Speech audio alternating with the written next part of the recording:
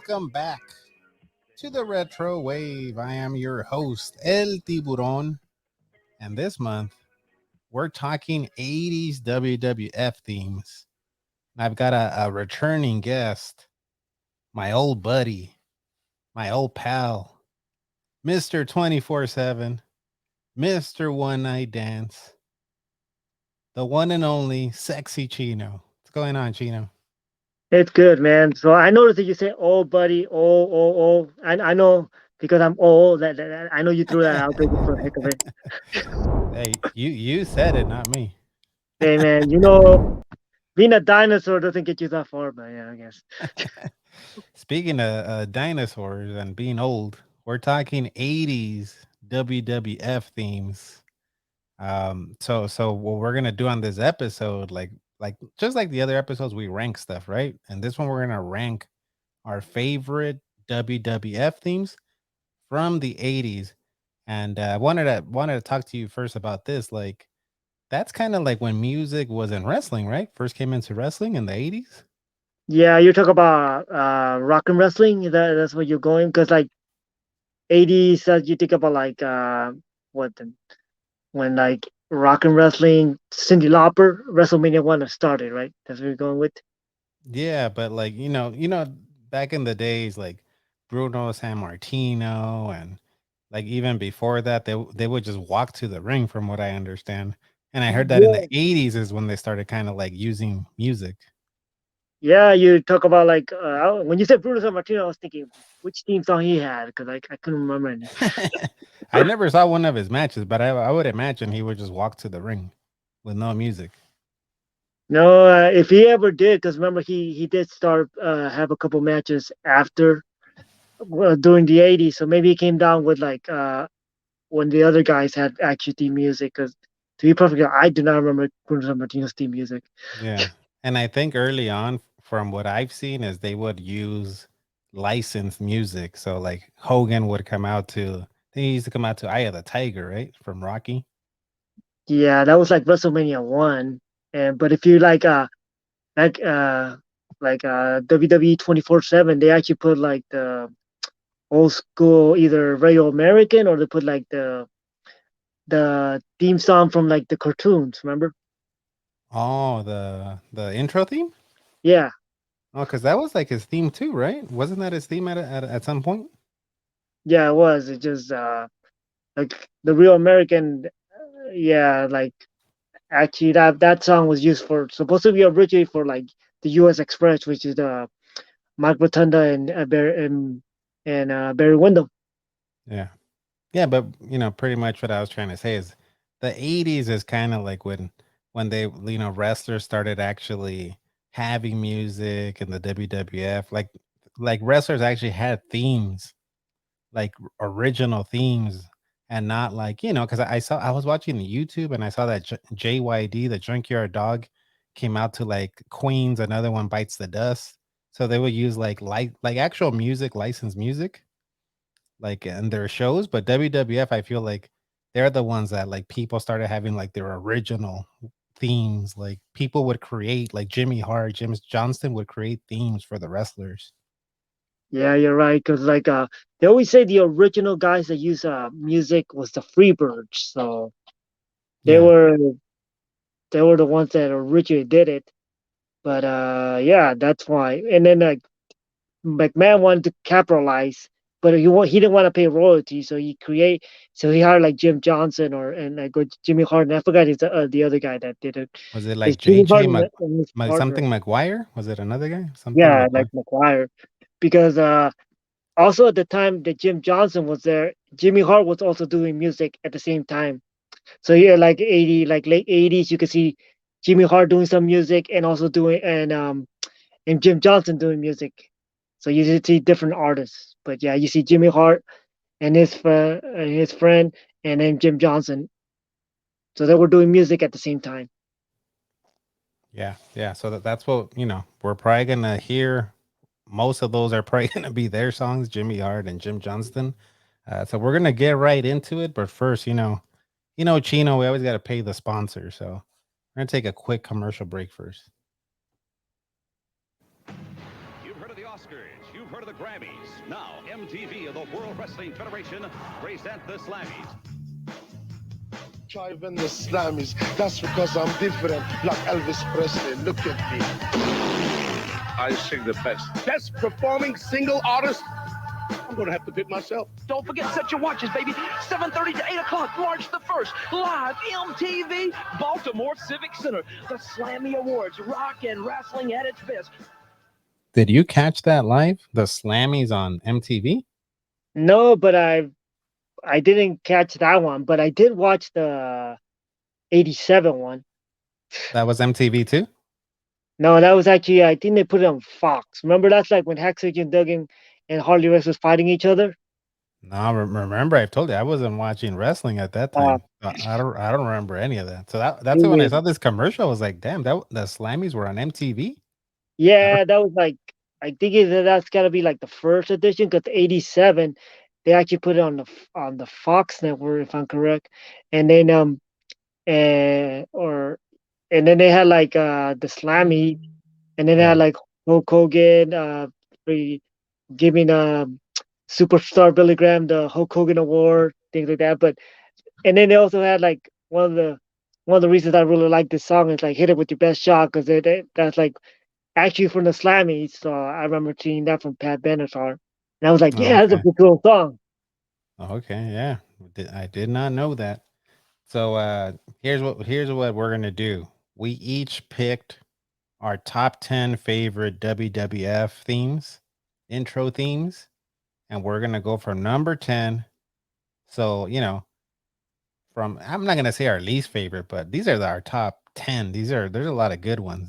There's a lot of good ones that I left off that I'm like, man, this easily could have been my top 10, but a lot of good themes. So we're gonna go from number 10 to number 1. And since Sexy Chino here's the guests always go first. So let's go to Sexy Chino's number 10 favorite WWF theme song.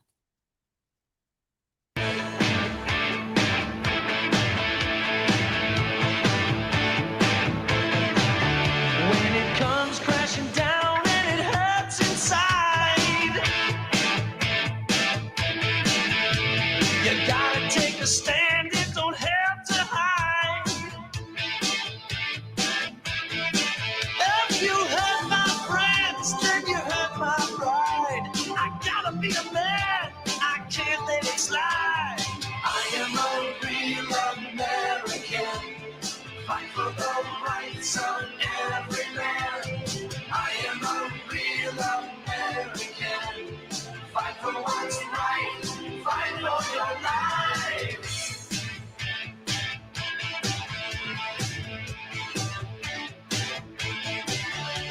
I feel strong about right and wrong,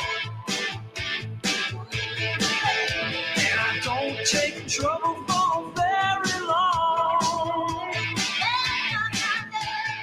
Coming in hot. Coming in hot right off the bat with the number 10 pick, Sexy Chino. You've got Hulk Hogan's theme, Rick Derringer's Real American. Tell us about why you like this pick, why it's your number 10 pick.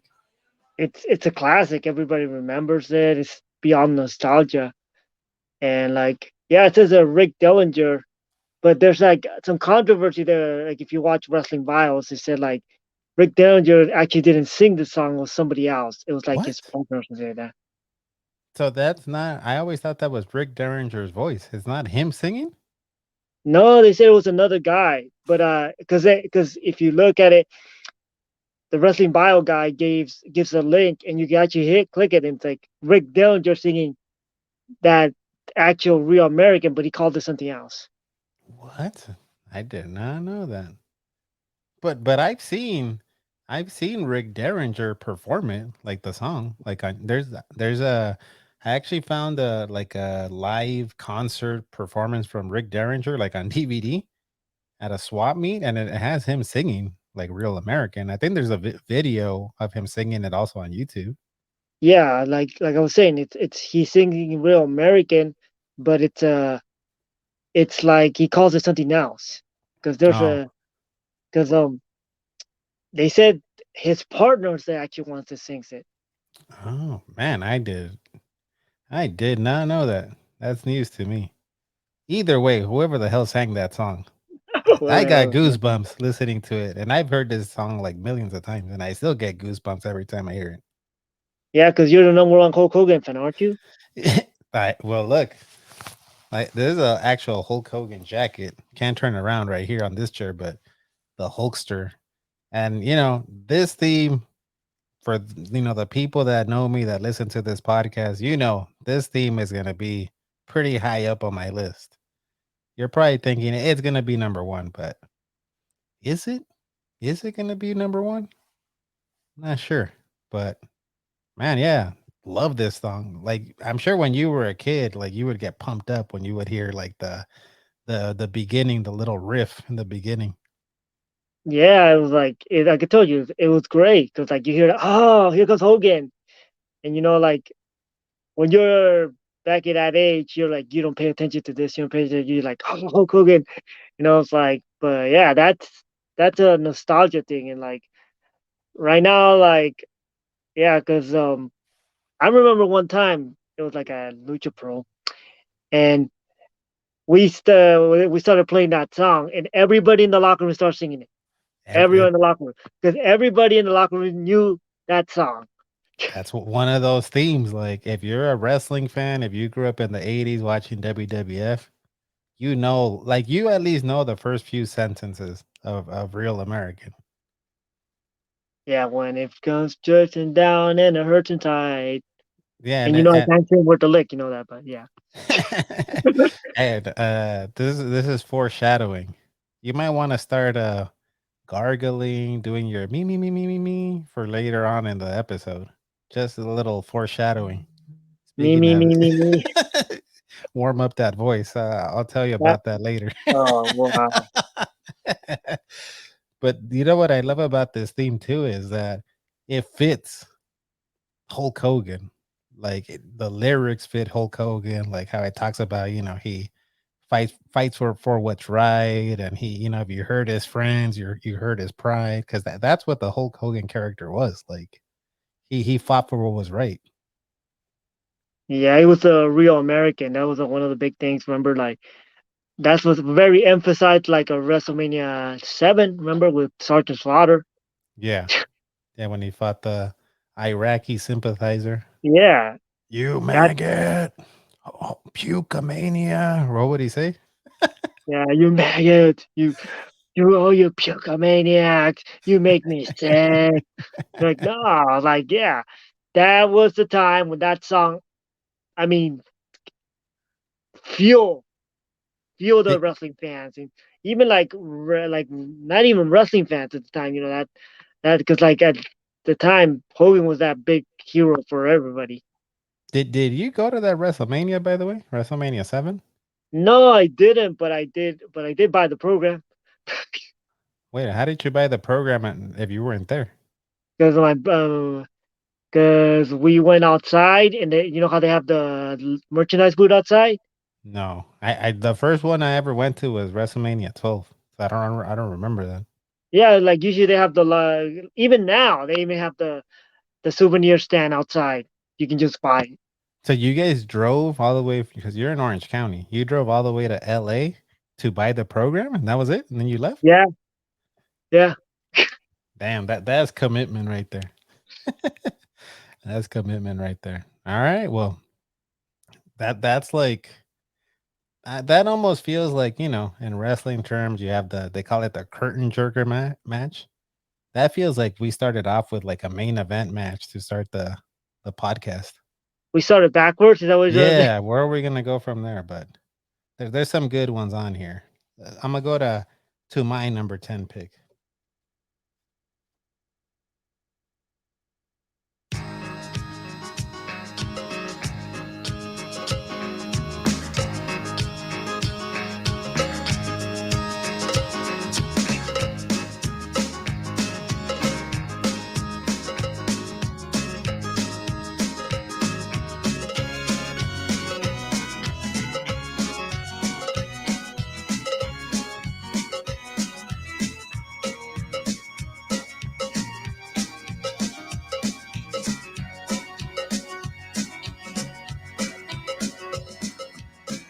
number 10, I've got the Bushwhackers theme.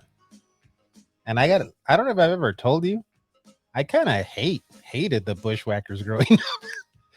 Like, I couldn't stand them. I thought they were so like annoying and they had kind of boring matches, but I always liked this theme. Something about it just makes you feel like happy. What do you think about this one? Yeah, like the Bush. Well, like unlike you, I was a Bushwhacker fan. Would you I lick used to even have the poster. would you walk around your room doing the Bushwhacker dance? Hey man, it's like it's great exercise. I'll tell you that. And as Jesse Ventura said, the marching morons. But hey, they did a hell of a workout. Remember, there was like a Coliseum home video that they're doing that, and then they're like the exercise place. I forgot which Coliseum video it is. I just watched it last week. I just watched it last week. It was Battle of the Superstars 1992. Okay, now that's what it is. And then they start doing it, and everybody starts following him. Yeah. Even though it's literally a workout. If you think about it, that could be definitely a workout. Yeah, there's a lot of cowbell and a lot of like didgeridoos in this song. It just makes you feel happy. And hey, I'm not gonna, like I said, I watched that Coliseum video you're talking about where they do the exercise stuff. And watching that, I was like, I think now I appreciate the Bushwhackers more than I did when I was a kid. Because now it's like, man, I kind of miss like characters like that. Like they were just like goofy, over the top. They weren't there to like, what do they say? Get your shit in or look cool. They were there to fill a spot, kind of like the comedy spot, the jester spot, right? Yeah, but the original the Bushwhackers, when they were in NWA, they were the sheep herders, and they were like all bloody and everything else. They used to be so vicious. And even Butch was saying in a shoot interview that they go, Vince wants to turn you into Bushwhackers. They're like, yeah, you think you could be, because they were like so vicious, and they're like, are you sure you could do that? And then they took a chance, and you went with it, and then it worked out. Yeah, I think I remember seeing that like years later in one of those like Wrestling Observer or like PWI magazines, like pictures of when they were the sheep herders and there was like blood, and I was like, what? These were the Bushwhackers? Like they used to be like hardcore wrestlers. Yeah. Yeah. They used to bleed like crazy. Yeah. The NWA. But now when I watch like when the Bushwhackers come out, there's no denying the free. However I felt about them, I was not a fan. You couldn't deny how fucking over they were. Like everybody in the audience was doing the little like the little thing, and like was like they would get a pop when their little music would hit. Yeah. Hey, the Bushwhackers prove exactly what a lot of people don't get about the business, is that you don't have to do much for the crowd to get you. And they didn't do a whole lot. I mean, their finishing move was the battering ram. The battering ram, yeah. Where Butch would grab Luke by the head, wouldn't he? And he would ram him into his opponent. Yeah, that was one. But remember, the original was the double gut breaker. Yeah, that one was actually looked cool, like devastating. When I would see the battering ram, I was like, what the hell? This is like a Three Stooges, something you would see on the Three Stooges. But the thing with that is like they could hit on anybody. Yeah, that's true. You could hit it on like Brooklyn Brawler, you can hit it on the Earthquake, you can hit it on anybody. Yeah. All right. Well, that was even though I couldn't really stand them as a kid, still love that theme. It puts like a smile on my face when I hear it. All right, let's go to Chino's number 9 pick. American dream.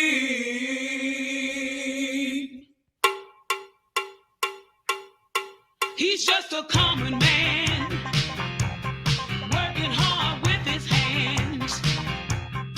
He's just a common man, working hard for the man. Hey, he's American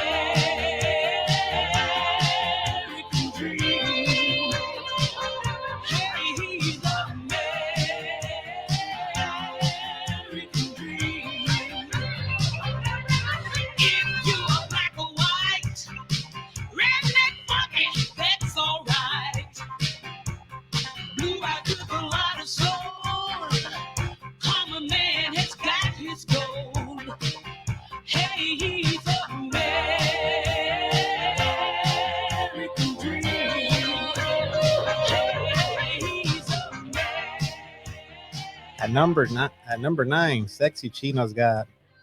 I think it's called what I see here, the Common Man Boogie, or the American Dream, Dusty Rose, if you will, baby. That was about this one. This one is freaking cool. Like I just like it. It's like the how it starts and go, and it's got a good beat to it. But it's funny because like a lot of people might remember Dusty Rhodes from NWA and he being the champion and everything else. But when he went to WWF, they put the polka dot on him, right? And a lot of people say that was a rib. Maybe it wasn't. Maybe it wasn't.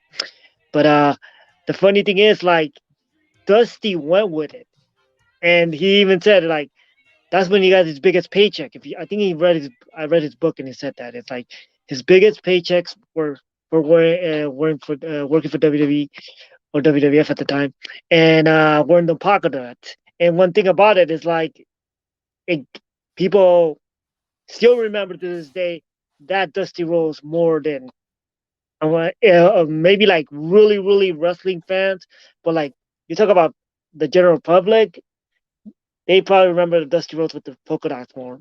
That's what I see. What am I thankful for? For my polka dots. Remember that Heck Survivor yeah, Survivor Series. You know when they thank me, oh yeah. Everybody was thinking, oh yeah, well, when like Bossman say, oh, I'm thankful for the justice I serve, and then but I'm thankful for my polka dots. I'm thankful I ain't Ricky Rude. I remember that. I'm thankful for being the sexiest man alive. Well, can you do word for word the warrior one? Because I don't. He goes off on a tangent. Uh he's I can't remember everything. Just like And the bushwhackers. I'm more thankful for the Thanksgiving stuffing or some shit. Yeah, but this like theme, I feel like it's almost like real American level, like just of how like epic it feels, and like how the song is for him. It was made for him. Real American, like you said, wasn't even made for Hogan. It was for Rotunda and Wyndham, right? yeah, But this theme was created for Dusty Rhodes. It's called I keep saying over and over, American Dream. So yeah, this is a epic theme. yeah. It truly is an epic theme. It's like and it's Jimmy Hart. Jimmy Hart created this one. Oh yeah, yeah. This is awesome. And I remember because I told you, I didn't start watching wrestling till '91. So when I started watching, Dusty was already gone because his last appearance was the Rumble, right? '91. Yeah, him and Dustin versus Yeah. DiBiase and Virgil. Yeah, so he was gone. So when I went back and watched the tapes, I was like, "Who's this big dude with the polka dots?" But like, you couldn't really help but like him because he was just like very charismatic, and he was out there dancing, and the song was cool. So yeah, I mean, I think the song just fit the package perfectly. Yeah. Yeah, truly. All Yeah, right. Well, that song itself is like it's a classic. it is. I saw you as soon as it hit. You had a little twinkle in your eye.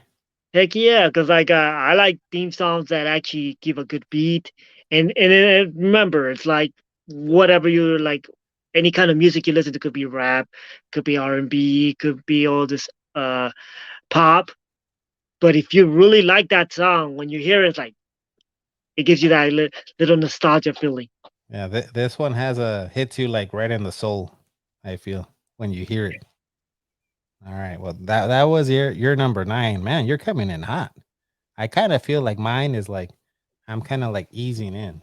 So I'm gonna go to my number my number 9 pick now.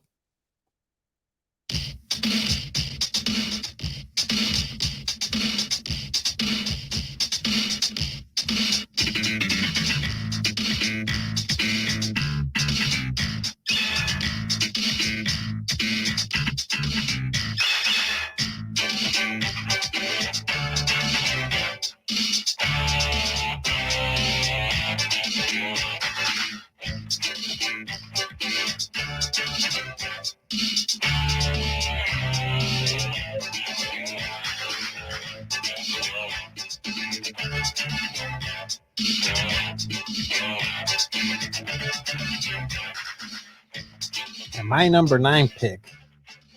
I've got old brother Brudeye. Brutus the Barber Beefcakes theme. I don't know about you, but I love this theme. Like just how it has kind of like a rock beat, but it kind of has like a I don't know, like a little like I don't know what I call that little beat in the background, but it kind of has like a cool little little beat. What do you think about Yeah, this one, the Brutus theme? hey, I like the beat. It's like it's funny because like Beefcake, if you look at WrestleMania 4, he had no music. Oh, really?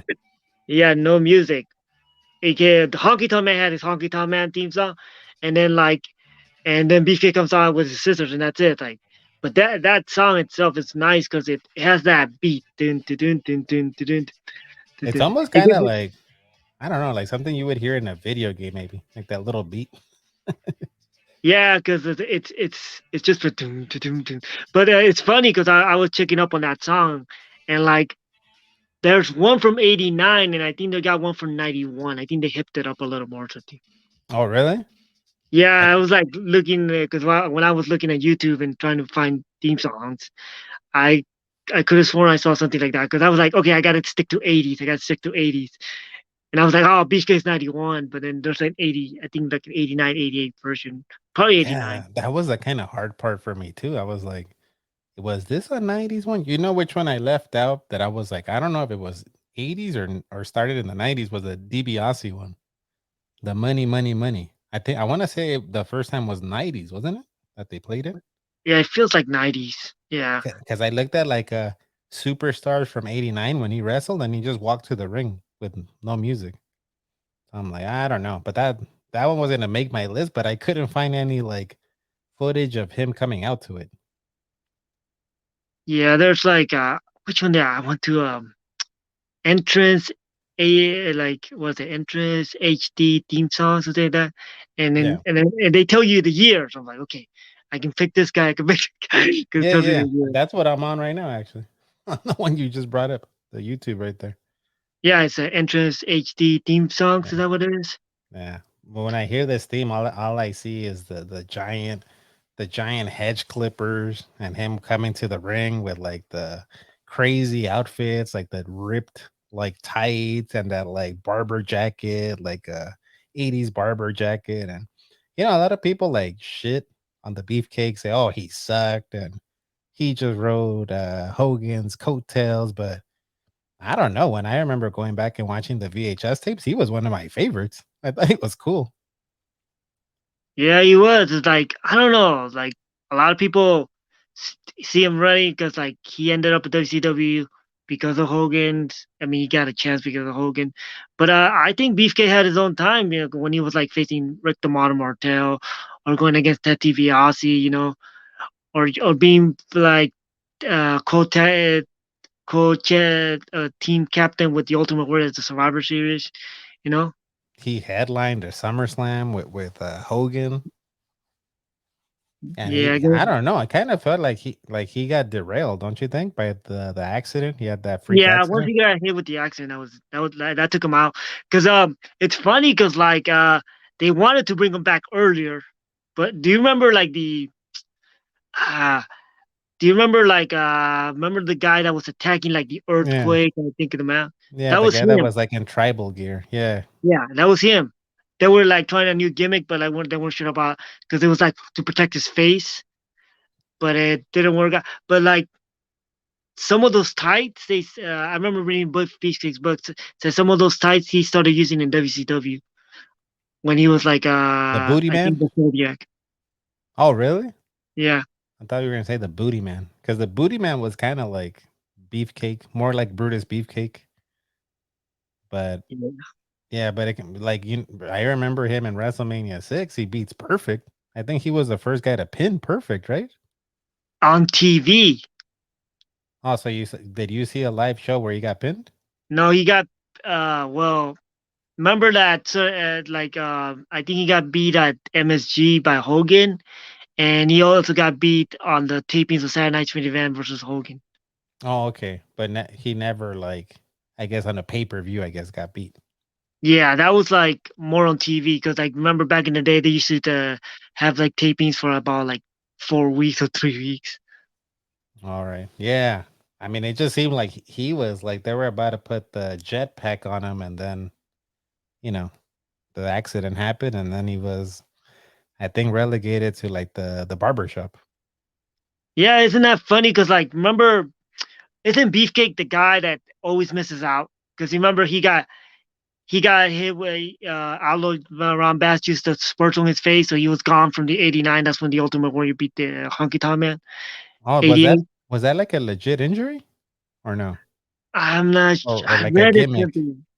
I think they gimmicked it or something because I think they wanted to push the Warrior, but I can't remember off the top of my head. But remember, and then he was supposed to face Perfect for the IC title, but that's when he got hit also with the when he had the accident with the boat or parasail boat, something that hit him Yeah. right in the face, and that took him out because So he was he, supposed to face. Remember, he was supposed to face Perfect, but then it ended up being Tornado. yeah. Taking So Tornado. he was always the guy that was right there next in line, and then something happened. Yeah, it was like '90s. Yeah. All right. Well, that was my pick. Where we're gonna go to Man, Chino, you're coming in like with guns blazing. We're gonna go to your number 8 pick now. Another solid one right here.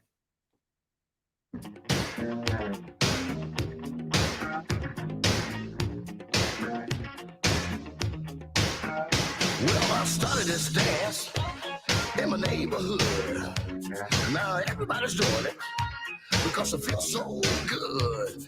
All you need is a partner that know how to move, and the rest is real easy.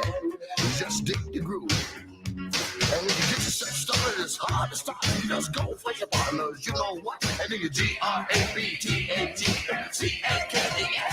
Ah, grab them cakes. Oh, what's all you do? Grab them cakes. And listen, I don't care what it takes. Grab them cakes. Grab them cakes, Chino. This is your number 8 pick. The JYD's theme. Tell us about Yeah, this one. What do you love about this one? it's pretty cool, even though like it's got that old school freaking '80s vibe, with theme songs, and it's funny because like JYD's actually singing it. Yeah, it's actually And him. it's actually him. That's like people, like it's actually him. People like back in the days, wrestlers actually sung their theme songs. Like Coco Beware. Power Drive, even Bird Bird Bird. Yeah. Like I mean that was very cool, and it's got a good beat. It's got a really good beat. It's like and it just and it fits who JYD was, the persona. Yeah, I kind of missed out on like JYD because he was like, what was he like? When was he gone by? Like WrestleMania 4? Uh, he did 4, yeah, because he Like was in around. the Battle Royal. Yeah, I feel When like I Bret didn't. Hart Bret Hart won it, and then no, it was Bad News who won, and then Bret threw the trophy. I never saw a lot of them, but I do remember like seeing. I think WrestleMania 3 he wrestles Harley Race, right? Yeah, And he went to Harley Race. then he would come in with the dance. He just looked like he was like super charismatic too, like a Yeah, like Dusty. yeah, JYD was really big on like the territories. Yeah, the Junkyard Dog. Yeah, he was definitely cool, and the theme was cool. But I remember when I first heard about this theme, I Yeah, didn't hear about it till later. But I was like, what the hell does "grab them cakes" means? But now they're there's the slang term for butt tuckus. Slang term for tuckus nowadays is cakes. For a girl's ass, they say, "Oh, she has a nice cake." So is that what they're talking about in the song? Were they yeah, ahead of because their time? there's a lot of innuendos, right? Yeah, because they're talking about like getting close and grab them cakes when you're dancing or something. So I guess that was a slang term even back then. I had never heard of that. Cakes as a butt until recently. Truly. All right. All right. That was what was that? That wasn't your number 8. I'm gonna go to my number 8 pick now.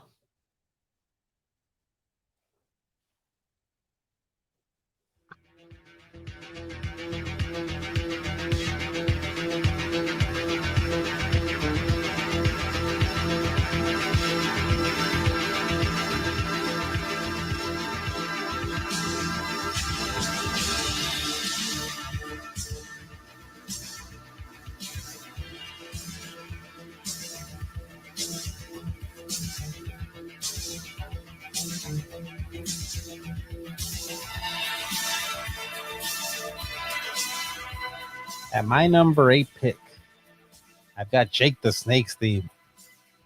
Definitely like the opposite side of like the JYD theme. JYD's all upbeat, makes you want to get up and grab them cakes. This one's like very like methodical, very like under the radar, very low key. But I think that's why I really like this theme because it fit, Jake the Snake. He was a snake. It kind of fits the little slithery character Jake was. Very like spooky. It had like a little spooky element too. You have any thoughts on this one? Yeah. I really thought I thought this was like more 90s, but like, I was looking because Oh, I was thought it? about this song. That's what I was like, because I remember hearing this song in Uh-huh. the main event when Hulk Hogan's doing the workout. And that was a 90 event? That was like when he was facing that was like Hogan having that song, like they were playing it, and then Jake got it later for Oh, Hogan. like okay. So hey, for the listeners out there, if I got this shit wrong and you know it, go to RetroTiburon.com. You can leave a voicemail, look for the microphone. Let me know. Did I get this wrong or let me know on social media at RetroTiburon? Because I thought this was like started like 89 or something. Yeah, there was a lot of songs that started in '89, but like I was looking, it's like because Hogan Andre at the main event, and then Hogan's were doing the workout, Okay. and I remember hearing that song. Oh, okay. So hey, I could be wrong. And if this is not an 80s theme, it wouldn't be the first time. I would be wrong. Either way, I love this song. What do you think about this one? Song's great. I was like I it fits Jake, like you said. That's the thing is about theme songs. It's like if it doesn't fit the persona or the character, then it just feels off. You know, Yeah, like imagine like Jake coming out to like the rhythm of like a Dusty Rhodes or JYD. It just wouldn't fit. it's funny you said that because I remember like Rick Flair originally wanted to be Rusty. He wanted to be Dusty's brother. So could you have seen Ric Flair doing all that? Who Ric Flair? Remember, you didn't hear about that? No. Uh-uh. Like Ric Flair wanted to be Rambling Rick, Oh yeah. Rambling Ricky Rhodes or some shit like right? that. Ricky Rhodes. Think Yeah. about Ric Flair going, do we know that like it did instead of the woo and that. I could see him doing that more than Jake. I'll say that. Yeah. Yeah, but I love that theme. I feel like that theme could be like remember those trailers back in the 80s for like Cobra or like action movies? I feel like that could be like in the background to like a trailer like that or like in a movie, like an action movie from the 80s. Yeah, that totally could be there. Just like it's got that that vibe, and it builds. Yep. Yep. Yeah, I love it. Jake the Snake. Might have not been an 80s one, but I guess I threw it in there anyways. All right, Rudy Poo, Sexy Chino. We're gonna go to your number 7 pick now.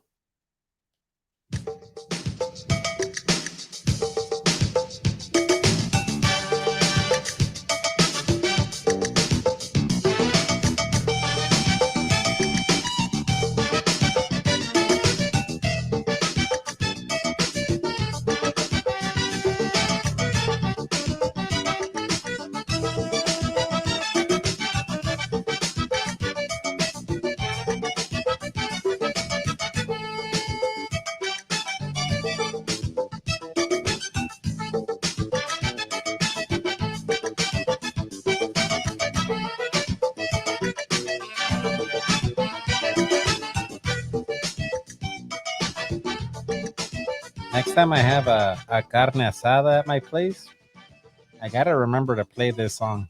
Throw this to the playlist. The Chico Santana theme right here at Sexy Chino's number 7 pick. This one kind of surprised me that it was on your list. Why? I didn't know that you. I don't think I ever heard you talk about this theme or liking this theme. Yeah, like I did like that theme because like I said, it brings some nostalgia, and then once again it fit Tito Santana. It truly fit Tito Santana. What I'm disappointed about this theme is the fact that the Uncaged, which is like the A iTunes. They had CD? an It was like iTunes. it was like It a was like CD. yeah, it's like digital music. They never put that theme. No, They because never like all those on cages they made, and they never put that song. man, the disrespect for the Tito theme. And just the FYI, this is our first repeat because I also have this on my list. I'll just say it now. I have it a little bit higher than you. I have it at number 5. I freaking love this theme. Just like that, it always every time I hear this theme, it reminds me of when he won the Survivor Series against the what was it what were they The called? mercenaries. The The mercenaries. Mercenaries when he was on the Alliance. I think it was called. Was it the Alliance? Is that what they were called? Well, it was Nikolai Volkov, the Bushwhackers, and Tito versus the Orient Express, Sergeant Slaughter, and Boris Suka. Yeah, it always reminds me of that of when like Tito actually was the sole survivor on that team. I was like, yeah, Tito won a match finally. Hey, also remember at that Survivor Series, Tito eliminated the Warlord first. Oh yeah, with the help of the Hulkster. I think the Hulkster like punches them right, and then Tito hits him with the flying forearm. Yeah, Yeah, I love that theme. It's like kind of like like I said, the Bushwhackers, just like one of those feel good themes. It makes you feel good.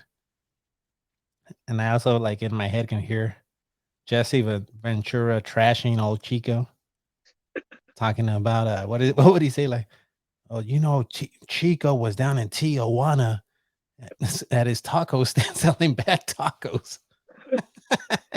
he always said Chico, and he never said Tito. The Yeah. Chico. Yeah, but awesome theme. Yeah, you have that at 7. I have it at 5, so a couple of spots above you. But yeah, any other thing you want to add to this? Arriba. Arriba. And I am gonna play this theme at my next carne asada because my parents come over and like their friends and then they want to hear like Vicente Fernandez and like cumbia music, and you start adding musics to the songs to the queue. I mean, you make your list longer. I'm gonna throw in the Tito Santana theme, and I'm gonna see if anybody gets up to dance to it. Little social experiment there. All right, let's go to actually. This is another this is our next repeat. We both chose this next theme as our number 6. So we both we both chose it and we both put it at number 6. So let's go to both of our number oh no. Hold on. I'm messing up. I gotta go to my number 7 pick. Hold on. Let me push this button. We'll do it live. Okay. We'll do it live. Fuck it. Do it live. I'll write it and we'll do it live. Fucking thing sucks. Yeah. That my first almost mistake of the podcast. So let me go to my number 7 first, and then we'll go to our number 6 pick.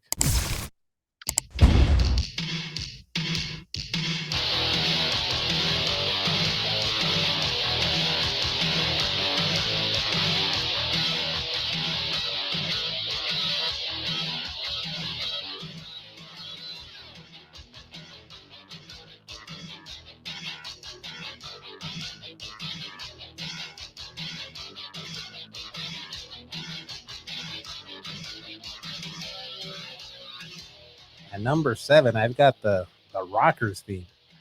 And I see right here it says 88. So this is a late 80s one. Man, this theme, like, just when you hear this theme and you would hear the girls squealing because they love the Rockers, and even and the kids, because you knew when the Rockers were going to come out, they were going to put on a show. And it wasn't going to be like, you had your matches where it was a little bit of a slobber knocker, a little bit of slower matches. But when the Rockers were coming to the ring, they would run to the ring, and they were going to do a bunch of high flying tag team specialty stuff in the ring. And this theme, I think, personifies that. It like fits them perfectly. Any thoughts on this theme, the Rockers theme? Uh, the Rockers theme, yeah, it's like once again the nostalgia, and it was Shawn Michaels' first theme in WWF. with Marty Yeah. Jannetty, and like it fits. Like I said, once again, it has to fit the persona. It has to fit the characters, and like you can feel them rocking out. Because remember, originally they were the Midnight Rockers. Yeah, were they that in the WWF ever? Because I know that No, was like they before. were in AWA. All Okay. Vince did was cut the Midnight and just call them the Rockers. Okay, yeah. Yeah, I mean, just awesome theme. It kind of like was similar when I would hear it like to the Warrior theme. Like it was kind of like had similarities, but it was different enough where it was, it was a different theme. Yeah, because it does kind of sound like, as well. I was going to bring that up too. It's like kind of sounds like the Ultimate Warrior. Yeah. Yeah. And when I hear it, the first thing I picture like the Rockers running down to the ring and their tassels and colorful gear, but I also always remember the barbershop where Brutus Beefcake, ladies and gentlemen, the Rockers, and they play the theme, and then Shawn Michaels super kicks Jannetty, and Jannetty tries to jump out the window, as Bobby Heenan told us. Yeah, yeah, awesome theme. All right, now we're gonna go to the theme we both picked at our number 6. Check this one out.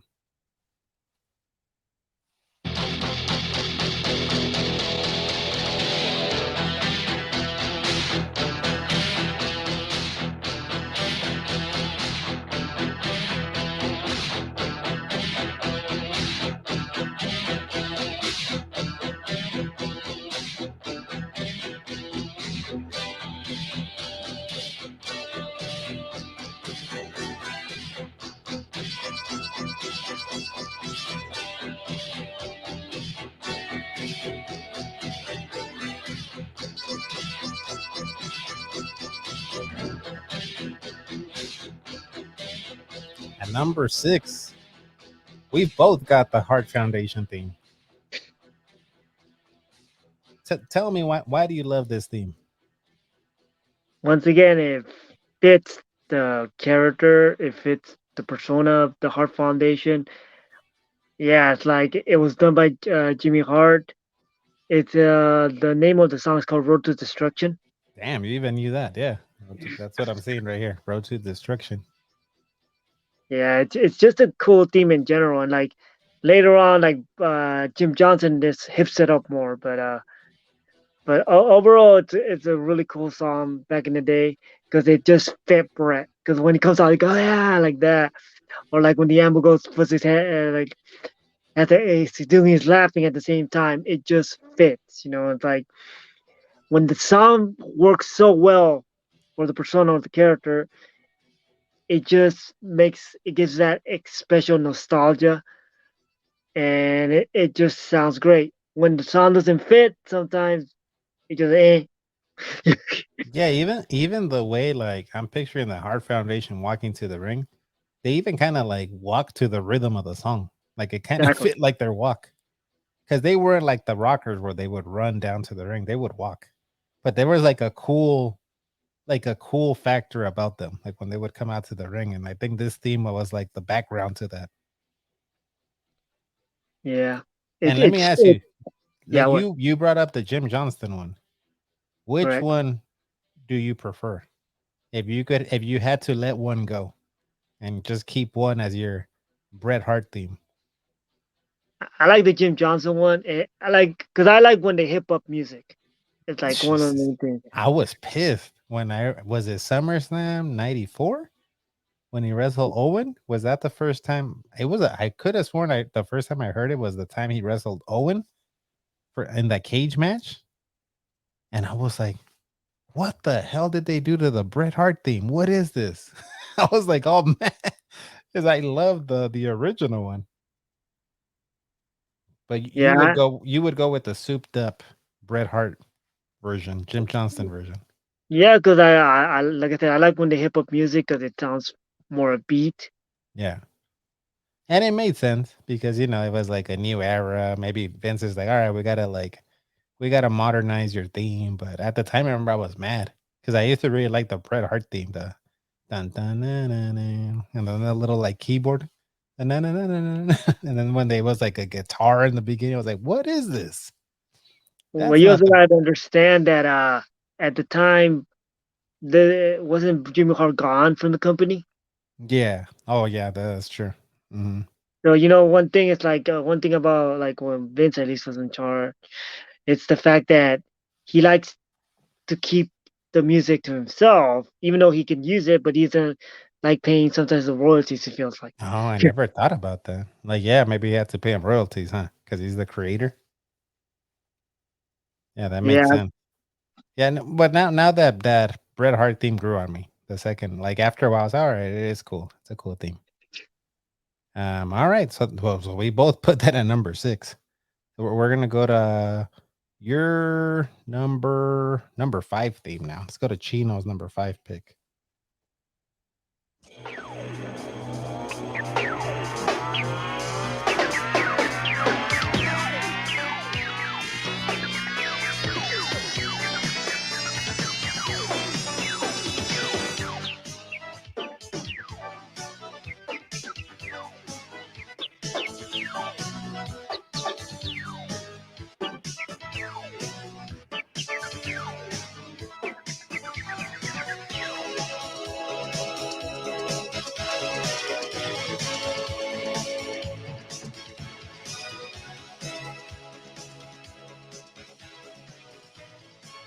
At number 5, Chino, you've got the Blue Blazer.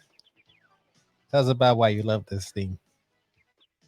like once again, it's like I like the fact that it fits the character or the persona, and it's just got such a cool beat, like a futuristic at the time. Yeah, it sounds It, like it something you would hear in a cartoon or something like Voltron or something. yeah, it's just a really nice hip. Doo, doo, doo. It's really sad that they couldn't take it out because of what happened to Owen Hart. Yeah. But it's still a cool theme. Like that's what we look at it, nostalgia purposes, and it just reminds you, oh, cool, because I could literally when I hear that song, I could see, I'm thinking WrestleMania 5, Owen Hart trying to running to the ring, breaking to face Mr. Perfect, and then doing the backflip. Yeah. You know what? I don't think I've ever told you. This is my ringtone for you. So when you call me, this is the theme, that the ringtone. It's You Blue get all. Blazers theme. Did not But know that one. yeah, and I didn't even know that you were gonna have it on your list. And when you put it, I was like, oh shit, that's what I have as his ringtone when he calls me, the Blue Blazer theme. That's pretty cool. I'm glad to know it's in your top 10 then. Top 5. This is your number 5 pick. Top 5, yeah. Yeah, it's high up there. Yeah, like I don't remember a whole lot of the Blue Blazer. Like you said, I remember the WrestleMania 5 where he loses to Perfect, and I remember him having like a really good match with DiBiase, and it was on one of those Coliseum videotapes. And they had like a really good match. Yeah, they had a really good match. And the thing about the Blue Blazer is, it's like he started out with the Blue Angel. Remember that? No, that was his name. That was his name He, before he was the Blue he, Blazer. yeah, he went with the Blue Angel, and he was wrestling like Barry Horowitz at the live events. No, what was the Blue Blazer's finishing move? Did he ever beat Uh, anybody? he did like I believe the flying crossbody. Oh, okay, like the He Steamboat. does that the reverse when he jumps to the top and does the reverse of high. Oh, kind of Remember that one? Like the Charlie Haas kind of. Yeah, kind of sound like that. Okay, all right, yeah, cool theme. As I said, my number 5 pick was Tito, so I won't play it again. So my number 5 pick was Tito Santana. So we're gonna jump to Sexy Chino's number 4 favorite WWF theme.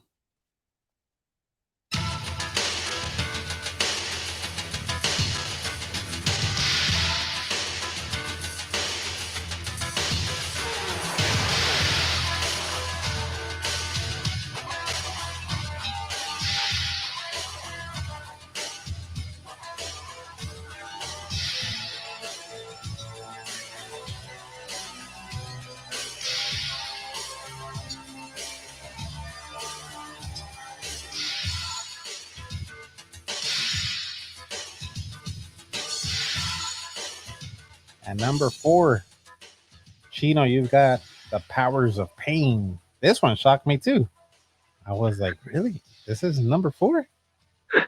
I mean, it's cool, but I was like, this is your number 4. So tell us about why this is your number 4.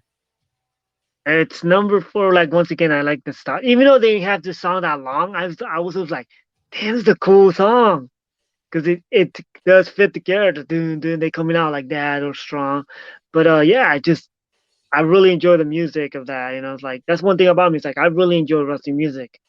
Like I buy a lot of iTunes theme songs and all the matches I can get my hands and listen to. But I'm all about seeing the character and seeing the persona, like in the music. Because sometimes I dig the music more than sometimes I dig the wrestler. It's the funny This thing. feels like a good song, like to work out to.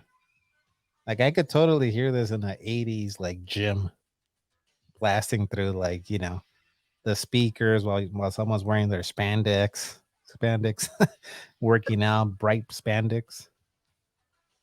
Yeah, totally 80s. And the funny you said the gym is because remember the movie Body Slam Yeah, with Piper and with the Tonga Piper? kid, I think.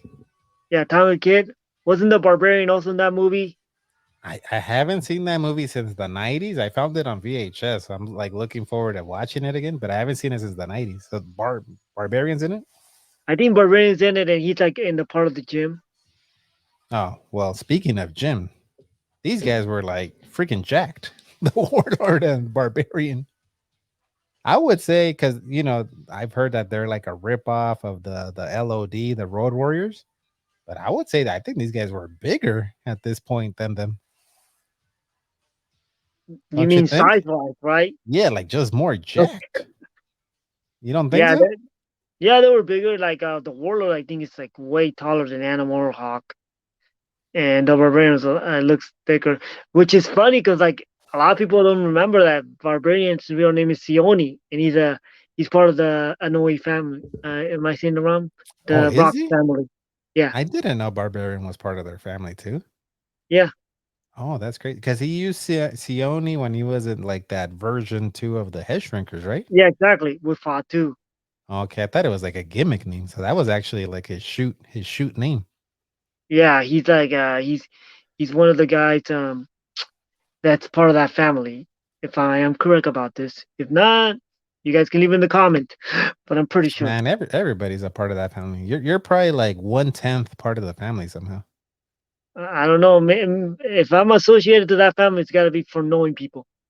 Yeah, dog. All right. Well, cool theme. Just it did feel like I didn't catch a lot of them because I only saw the pay-per-views and it didn't seem like they were around as a tag team for very long. I remember them more as like once they would split them up, right? And the Barbarian was kind of like in that Conan the Barbarian garb, and the Warlord had like the plastic like mask and chest piece with the with the big W With a trident. big W and it's yeah. But no, it's like when you hear that music at SummerSlam '88, Okay. and I think they also used it at the Survivor Series. Who did they wrestle at 88? Was that a demolition? Was that like that Like, six man? no. 88. You talk about SummerSlam '88. Demolition wrestled the Hart Foundation, and you talk about like '88. I believe they wrestled the Bolsheviks. Oh, the Bolsheviks? Okay. That's Mhm. that's why we have you on this podcast. To drop the knowledge. All right. Well, cool theme. Number 4 pick. I'm gonna go to my number 4 pick, and I was kind of surprised that this wasn't on your list, to be honest. Here we go.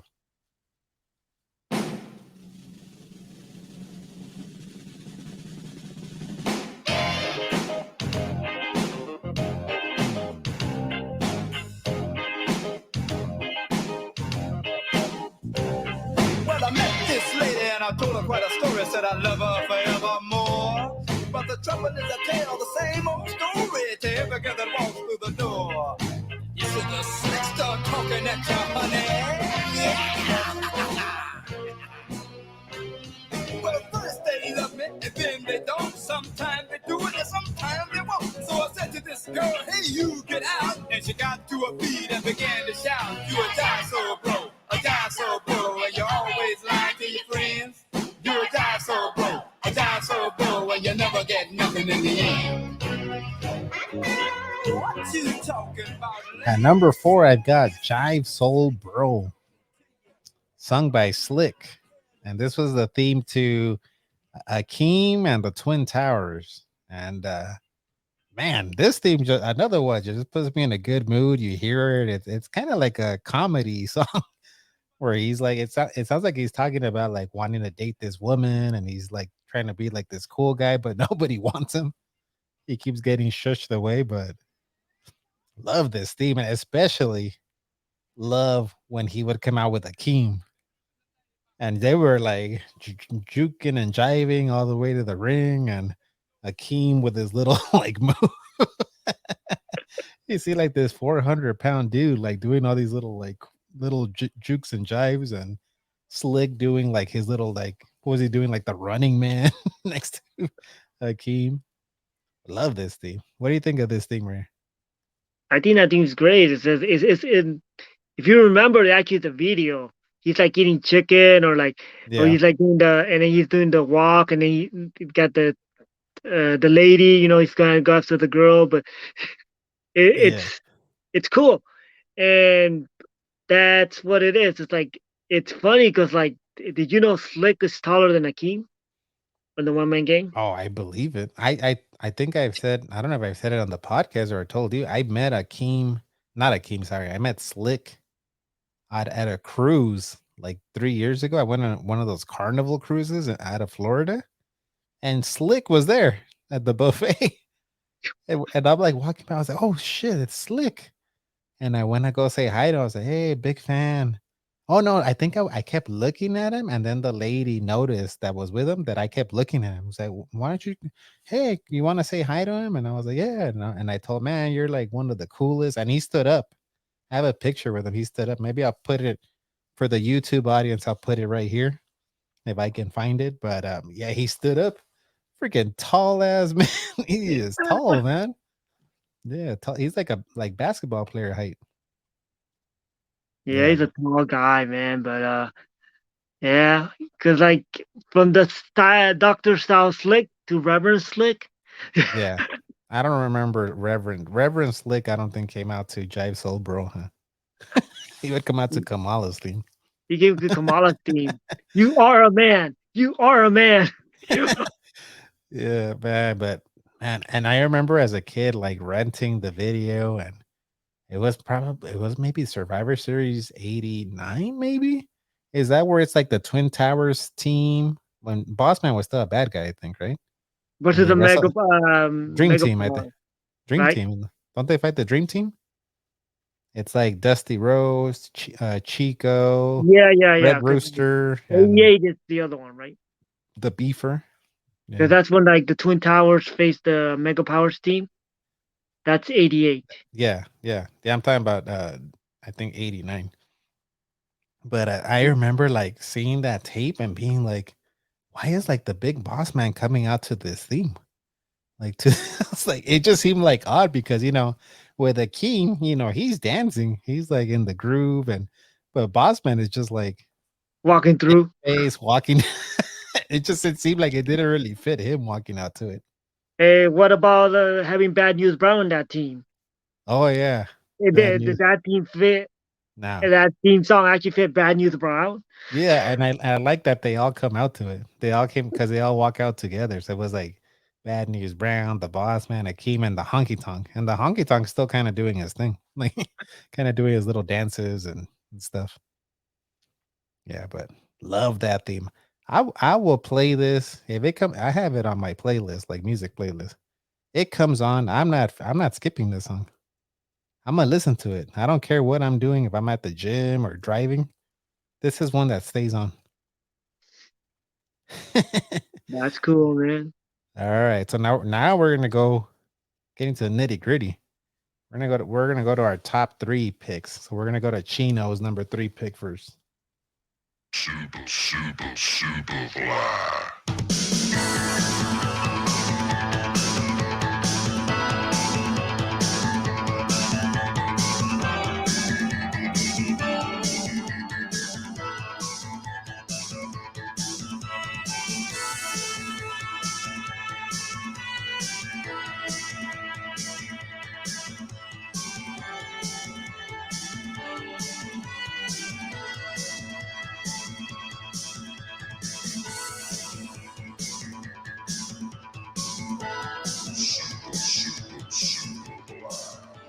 Number 3, Chino, you've got the Superfly Jimmy Snuka theme.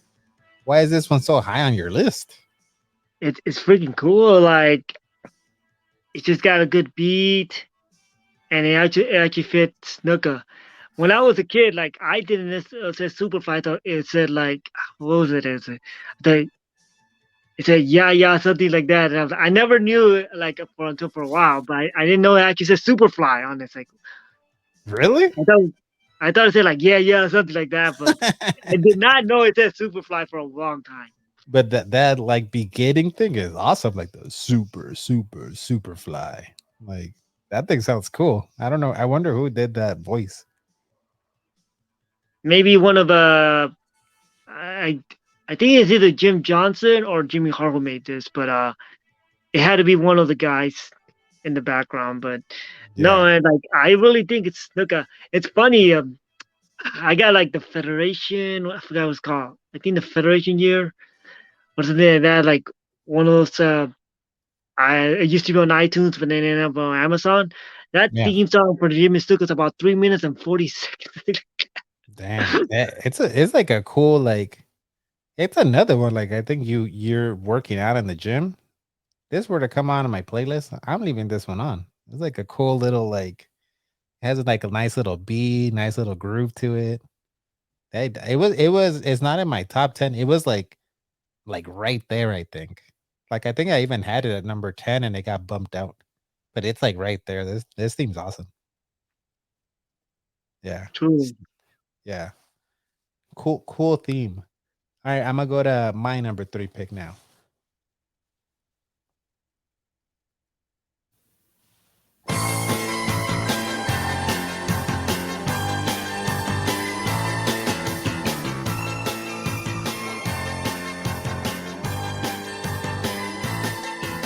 From Montreal to Memphis, parlez-vous français? Tell all the girls the Rougeau's on their way. Look, call us pretty boys. We're not a musclehead. We hate that long-haired look. We like that freckly look instead. We're all American boys. All American boys. We're all American boys. All American boys. We don't like heavy metal. We don't like rock and roll. All we like to listen to is Barry Manilow. On peut pas les sentir, dans le monde ils sont les pires. On aime les faire fâcher quand on dit we love the USA. Hey, we're all American boys. Man, talk about a feel good song. I've got the root. Hold on, let me leave it for this guitar solo. Then this song hits you with this guitar solo here.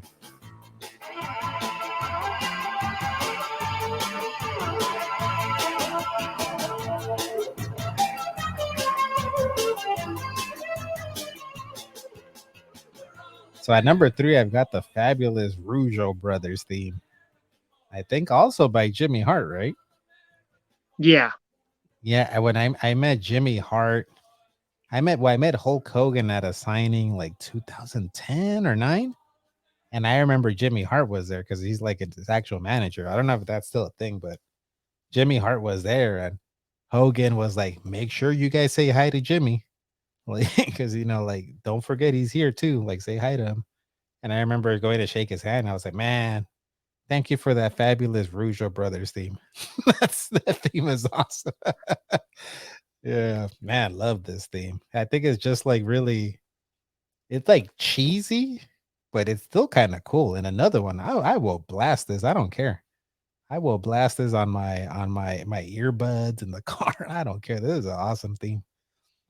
I even got one of my friend, my friend Daniel. He's not a wrestling fan, and he likes this theme now because I introduced it to him. Yeah. Any thoughts on this one? Fabulous Rougeau Brothers.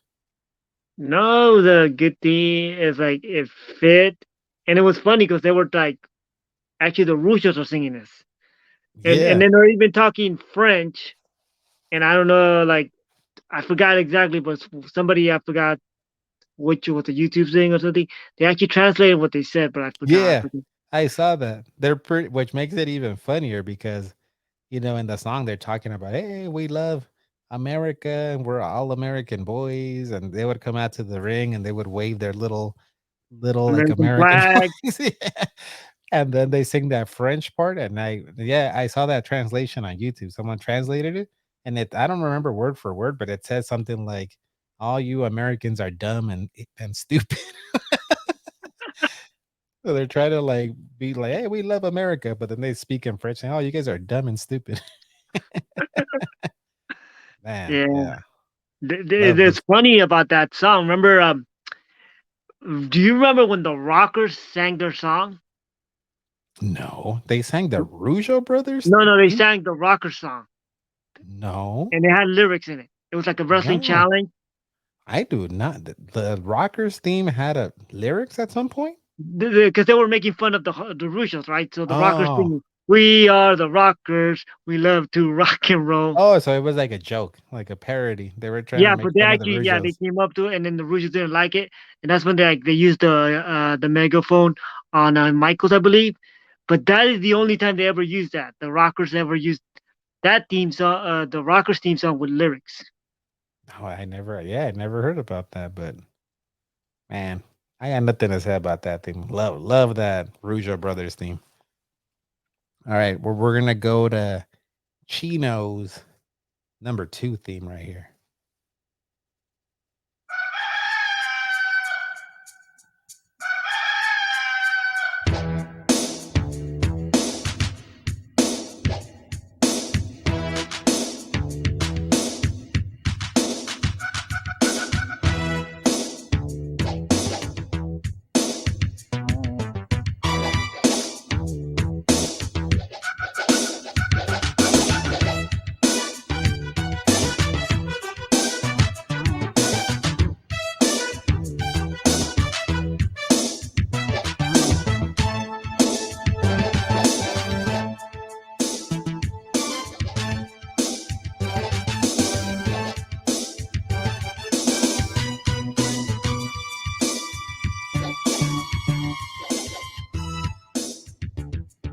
Remind me to put this song as my alarm clock from now on.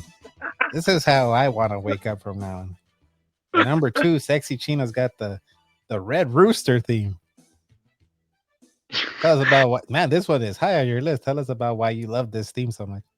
I love like it fits the character, and like it's just so inside, and like a lot of people didn't care for the Red Rooster character, but man, like I'm telling you, the music is awesome. It's just got that beat, and like at least when Terry Taylor was into it, like he tried to go with it. He like kind of did the flock flock, Yeah, he would and do then like a strut, like a the little chick, little like a strut, rooster strut. like the little rooster strut. But no, I really enjoyed this song. I wanted it for so long until they finally put it up on Gauge, and I was like, damn, I really wanted the Red Rooster song, yeah, because it just got that good beat. Dun, dun, dun, dun. I picture a 10-year-old Sexy Chino strutting around his apartment to this Red Roosters theme in a pair of tidy whities. I don't know about Tiger White. Maybe some cinnamon stains on the back. I don't know. Those are optional. But Yeah, a lot of primetime wrestling, a lot of superstars. but this theme also sounds like it could have been like in Toe Jam and Earl, like the Sega Genesis game.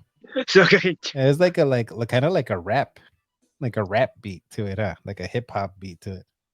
yeah, like what I liked about Jim Johnson is like he got it. If either Jim Johnson or Jim Hart, they got it. I mean, this totally fit the character or the persona as the Red Rooster. You hear that, and then doom, doom, doom, doom, doom, doom, doom. Yeah, Yeah, I man. like when Terry Taylor would get on like the apron and he would do like, well, I guess wipe his feet, but he would do it to like a little like strut. I think it was cool, and I heard like I haven't listened to it in a long time, but something to wrestle with Bruce Pritchard and Conrad, and Pritchard like brought up like, yeah, Terry Taylor hated the Red Rooster. He wanted to be like this like Ric Flair type wrestler, but you think about it, who do they remember? They remember the Red Rooster. They don't remember his other gimmicks. You're right. The Red Rooster, as much as everybody ribs on the Red Rooster, so much so many people remember the Red Rooster. Like I remember, like back in the days, Jax made a Terry Taylor figure, which didn't sell that well. It looked like at uh, at the toy stores, but when they made the Red Rooster, they made it exclusive to Target. That sold pretty good. Terrific Terry Taylor. Yeah, I remember like Jax when they lost the license, and then they were Okay. making like exclusive Legend figures. They made a Okay. Terry Taylor one. But just Terry Taylor wasn't when he was terrific Terry Taylor. He was just Terry Taylor. He wasn't terrific Okay. Terry Taylor. And He what wasn't was a it in tailor-made WCW? man. What was the WCW? Was that Tailor Made Man or the one He's a that? tailor-made man. Terrence Taylor. you know. And he had like computer knowledge or something, or like his was it? What was her name? Melina or what was No, no, no. That was Alexander York. okay, when she like would have like a computer and they would do like stats or statistics or something of Well, it each started with opponent. Michael Wall Street. Remember? That's what started with Michael Wall Street first. Oh, okay. I didn't know. And then you got Terry Taylor and Ricky Morton, which you can Richard Morton, and Tommy Rich with Thomas Rich.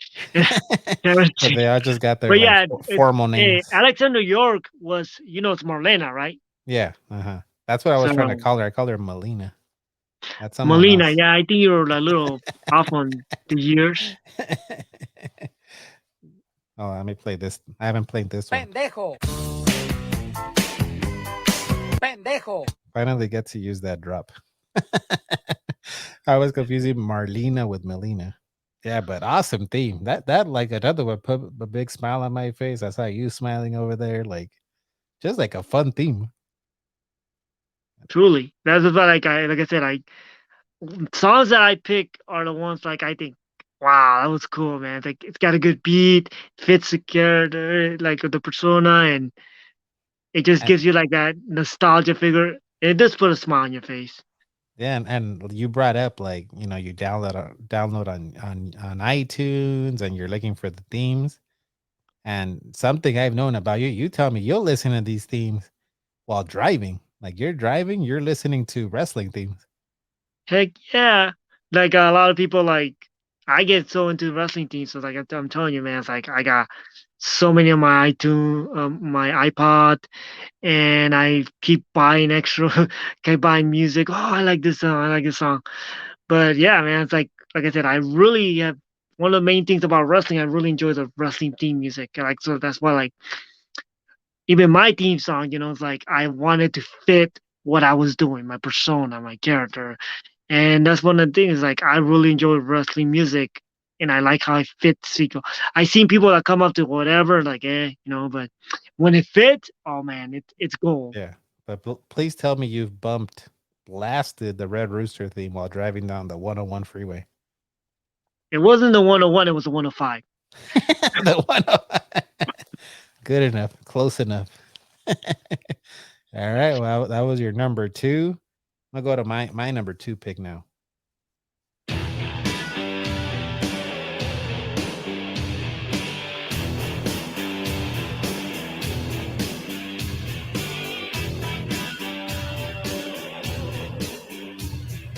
Here comes the axe, and here comes the smasher, the demolition, walking disaster, pain and destruction is our middle name. Search and destroy you, run and we'll find you. There's no place to hide, the devils will get you. Pain and destruction is our middle name.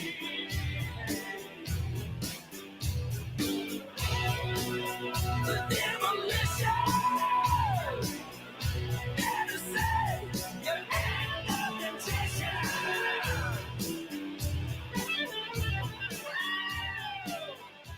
You talk about a theme fitting a wrestler, or wrestlers in this case. This theme fits. It was literally made for the demolition, and fits them perfectly. So at number 2, I've got the demolition theme. Man, I love this song. This was almost my number 1. Not gonna lie, it was very close. And then this is a Rick Derringer special. That is He truly. did sing this, right? Yeah, he did. Okay, he sang. It says Rick Derringer with Jimmy Hart and JJ McGuire. Is J.J. JJ McGuire McGuire. Jim Johnston? Or no? That's someone else. No, I think they're different. Okay. Oh man, but love this theme, like just from the get-go. Here comes the axe, here comes the smasher, the demolition. Like, man, this thing like pumps me up. Another one. I have this on my gym playlist, and it's never a skip.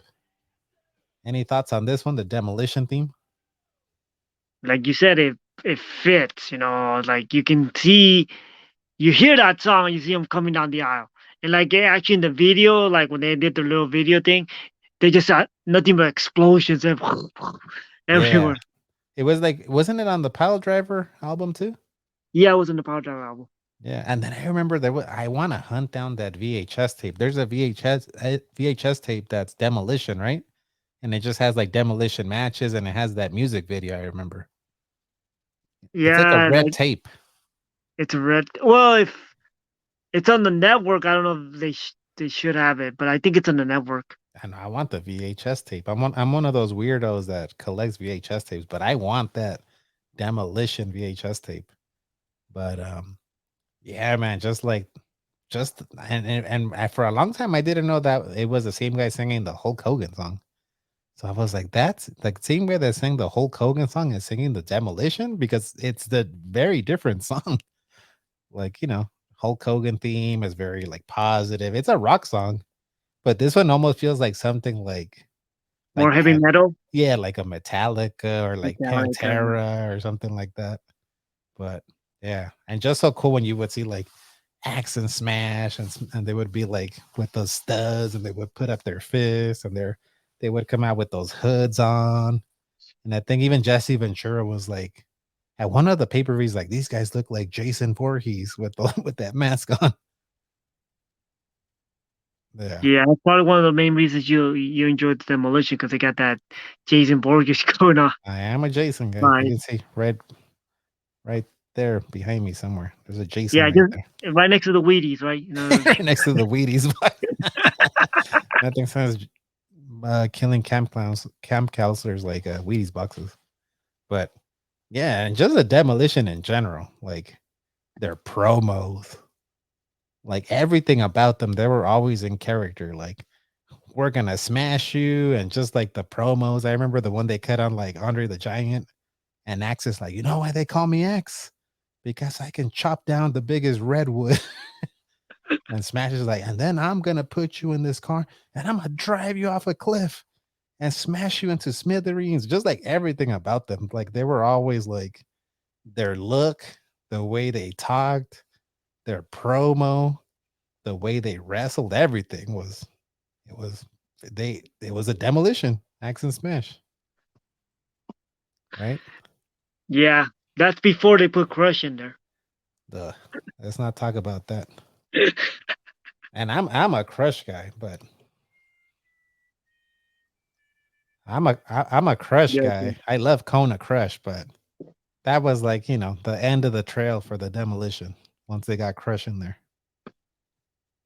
Yeah. Yeah. All right. Well, that was my number 2. We're going to our number 1's all-time favorite WWF 80's theme. So let's go to Chino's first.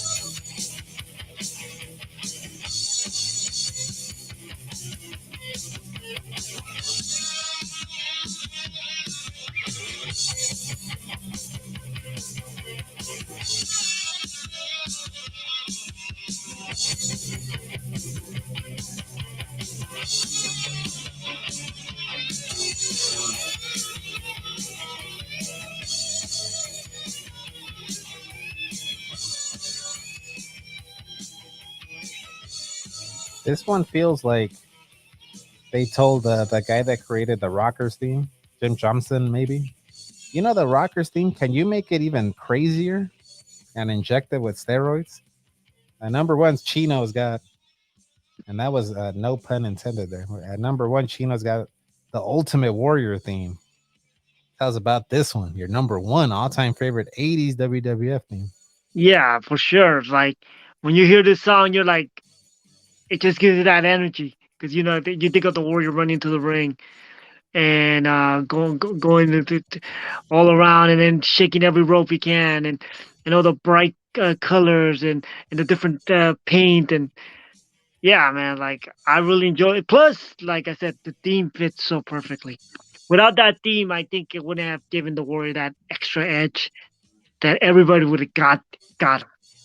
Yeah, it seemed like when Warrior would come out, he would try to match the energy of his theme. There Yeah, you go. Ultimate Warrior. Yeah, right behind you. That's Ultimate the Warrior first right thing. there. That's the first thing, and that's an original for the audio listeners. Chino showing a newspaper clipping of WrestleMania 6 promo. That's from LA Times. Yeah, that's an old Ho- school one. yeah, Hogan versus Warrior. That's when I hear this song, it makes me sad because I'm a Hulkamaniac for life. And when I hear that song, all I can see is Warrior holding the world title and the yellow intercontinental title. Well, as Hogan leaves, very sad, losing to the Warrior. But yeah, awesome theme. I don't have it on my list. It might just be because I'm biased and I hated Warrior for a long time for beating the Hulkster. But man, you can't deny like this theme is just like fits him perfectly, and it's like balls to the wall.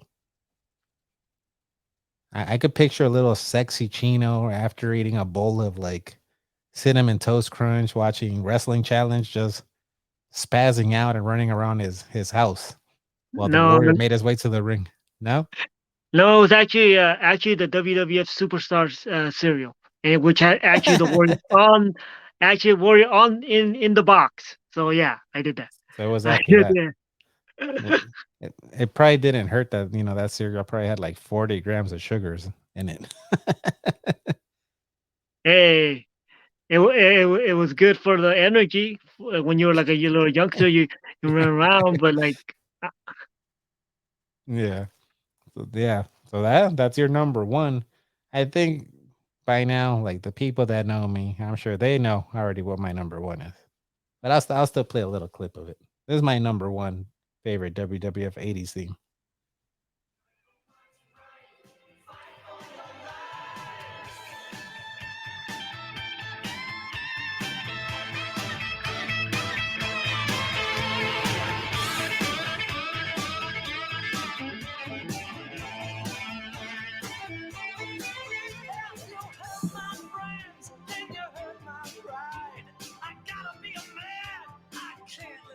And number one, there was no, come on, no denying. I'm wearing the damn Hogan jacket or Hulkster shirt. Come on. You should have known. It was going to be real American. Hulk Hogan as my all-time favorite. I think I already said enough about it. Just love it. Love the theme. just love it. I started it out with number 10, so that tells you something. Yeah, That you went for number one, and I started out number 10 with that one. You had it way too low on your list. That's what I gotta say. No, I built, man. I built to go to the top. Damn it. This is the top. The real American theme is the top one. But hey, I don't have any complaints because that Warrior theme is awesome. I gotta admit, even as a Warrior hater as a kid, even the inner child in me's gotta say, yeah, that Warrior theme is pretty cool too. But real American for me, like all the way. So yeah, so next we went through our list. So I'm gonna play like clips of some of the ones we discussed before the podcast that were honorable mentions. They didn't make our top 10, but these are some of the ones that were in consideration.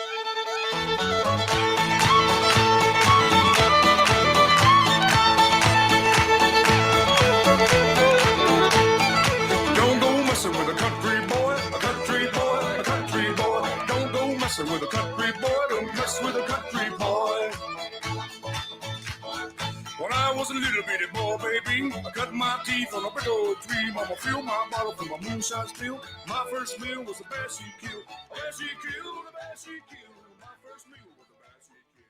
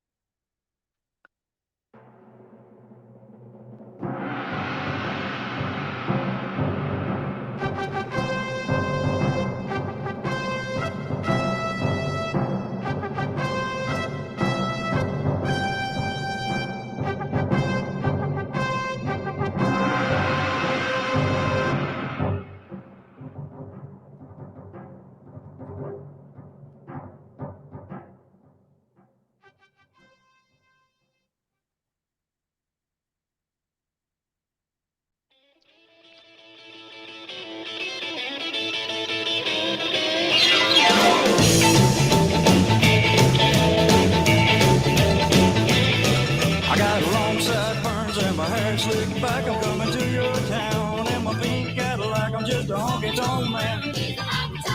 I'm just a honky tonk man. I'm just a honky tonk man. I'm cool, I'm cocky, I'm bad. I pick a mean guitar, I wear a blue suede shoes. You ought to hear me sing the snakeskin blues. I'm just a honky tonk man.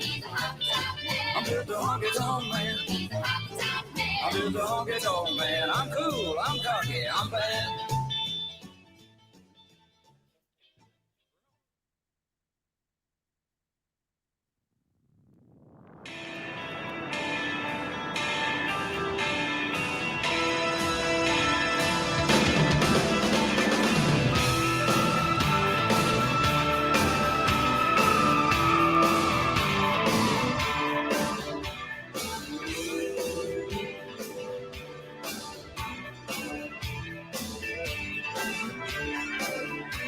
Sometimes love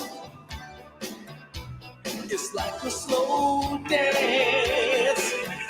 You can tiptoe around, but don't make a sound. You can make a little silent romance. But sometimes love sounds like a fight. So those were our honorable mentions.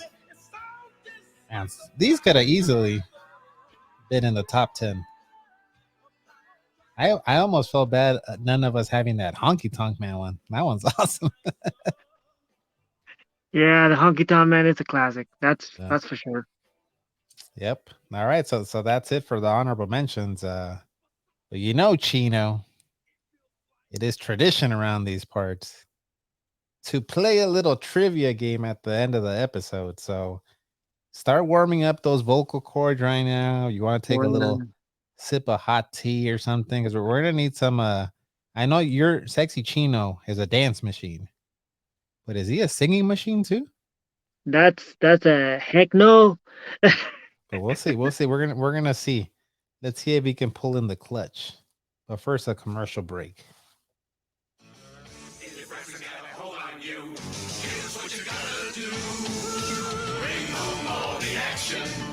You'll get more satisfaction when you bring home all the action. Get a grip. Get a lock. Get a hold on, everyone. You'll have all the thrills, all the fun. Bring home all the action. And now the WWF superstar. Bring home all the action. So this is what we're gonna do. You wanted to say something about those LJN figures?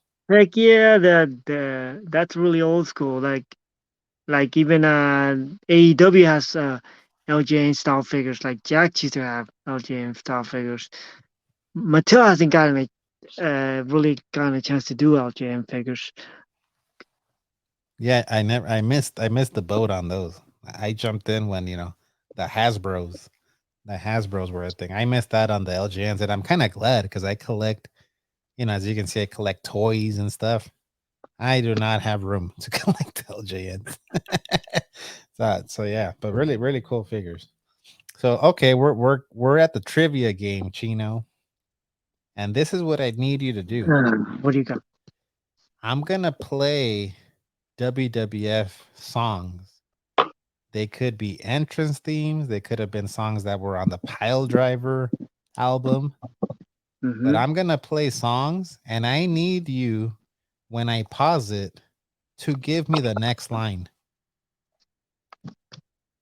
Because hey, you've told me you're driving on the 105, you're driving on the street, you're bumping these songs, so you should know them word by word.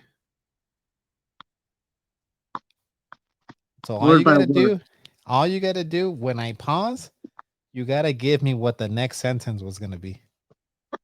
You got it? All right, I'll do my best. And come on, you're an entertainer. Sexy Chino's an entertainer. Put a little extra on it. Give us a little sexy Chino Give it a voice. little extra. A little sexy Chino singing. Yeah. All right. So you know the drill, right? All right. So first theme I'm gonna play here. One that, man, I wish I could have put this on the list, but Strike Force never came out to the, unless you can tell me I'm wrong, they never came out to the lyrical version of Girls in Cars, right? No, I don't think so. I think they only did the one without the lyrics. Okay, so here we go. We're gonna listen to Girls in Cars. When I pause, you tell me what the next line is.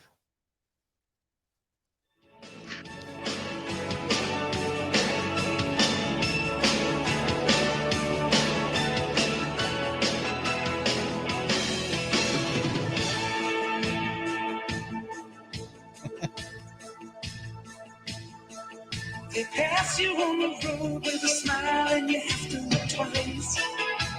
What's the next line, Chino?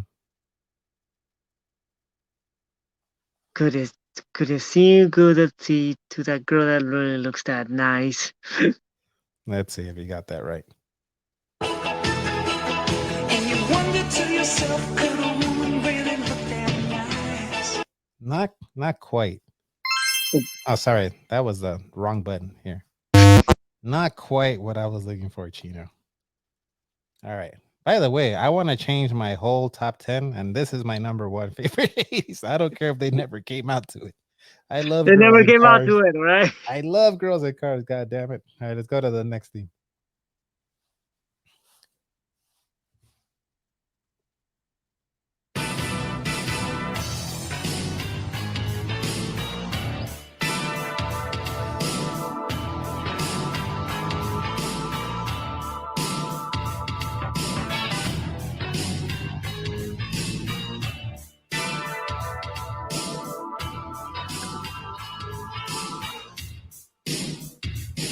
I've heard a lot of idle chatter. That really doesn't matter to me.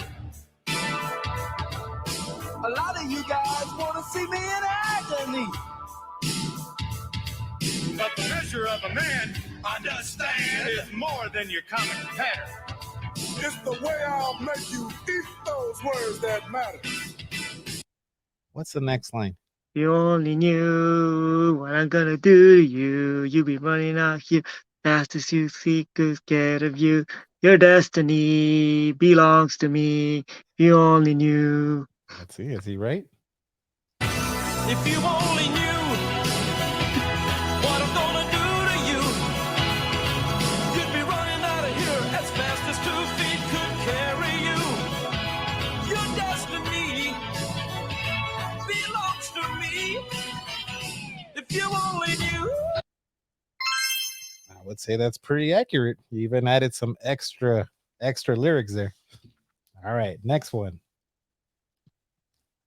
Yo, Hulkamaniacs! MTV's got a brand new show. Whoops, wrong one. We're doing it live, folks. We're doing it live.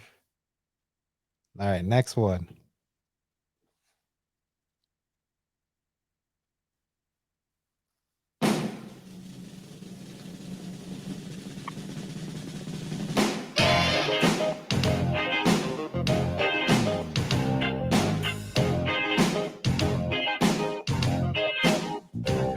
Well, I met this lady and I told her quite a story. Said I love her forevermore. But the What's the What's the line? trouble? But the trouble is that the same story to the wall. This is a slicker talking to you, honey. What? All right, let's hear that again. Because I what the hell you said? I tell the same story to the wall. What did you say? Let's hear it again. For the first time they love me, and then they don't. Sometimes they do, sometimes they don't. All right, let's hear it. the same old story to every girl that walks through the door. This is the slickster talking at you, honey. Well, first they love me, and then they don't. Sometimes they do it, and some. All right, I don't know what the hell you said the first time. You said something about him talking to a wall, but I'll still give it to you. You gave some more lyrics, so you've got two right so far. We're gonna go to the next theme here.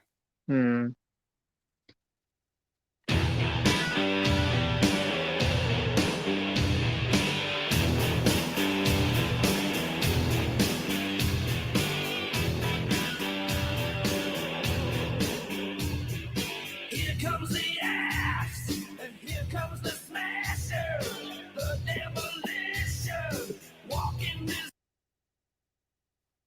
What is this? What's the next line? Walking disaster, And what's pain and after that? destruction is all ever made.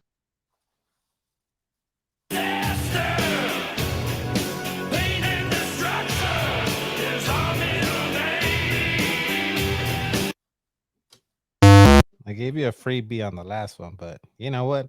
I actually thought that's what it said too. But you know what it actually says? What does it say? It says pain and destruction are our middle names. Our middle names? Our middle names. I never knew that's what it said. I thought it was what you said is what they are made or whatever you said. But no, that is incorrect, Chino. Let's go to the next theme. All right. I gave you a freebie the last time, so Yeah, I know. if I could only find it, hold on. Where the hell is it? Okay, here it goes.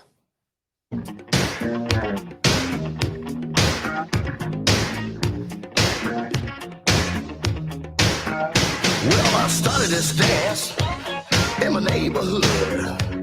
Now everybody's doing it because it feels so good. All you need is a partner that know how to move, and the rest is real easy. Just dig the groove. And when you get yourself started, it's hard to start. You just go for your partners. You know what? And then you Spell that out. Yeah. Grab them cakes. No, what does he spell it out? What does he spell? And then you what? What is it? G. Got cakes. C. I know. If it is cakes, it's CAKES. Grab them. But cakes. what does he spell before that? He didn't do. It sounds like G, but it wasn't THAUMP. What I see here on the lyrics, he actually spells out "grab them cakes." GRABTHEMCAKES. I said cake, but yeah, I didn't think grab them cakes. So. I was All thinking bump then. His finisher. All right. So now, right now, so far you got 2 right. Let's go to this next theme here. I'm doing good.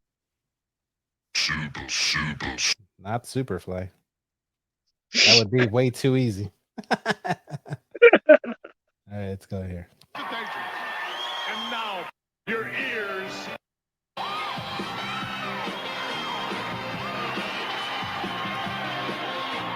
I was just a boy.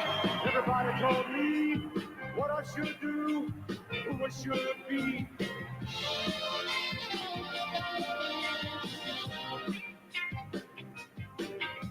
I got some kind of advice. I finally had to say.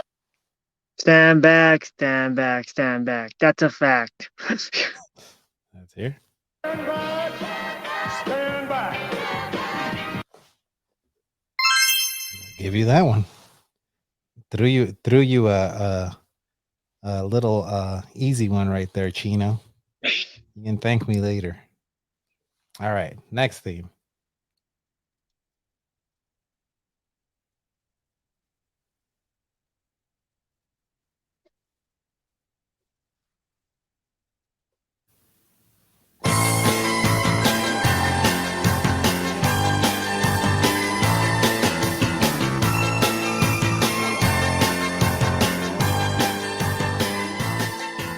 From Montreal to Memphis, parlez-vous français? Tell all the girls the Rougeau's on their way. What's the next line? We're what? We're not just pretty boys. We when